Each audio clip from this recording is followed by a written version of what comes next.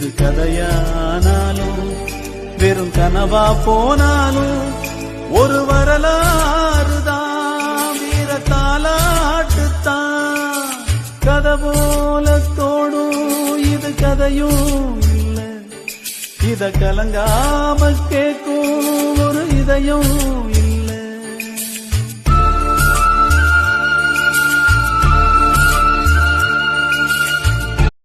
அப்போ யாரும் இல்லாத நான் அனாதையா நிற்கும் போது தெய்வம் தான் எனக்கு துணையா இருக்கும்.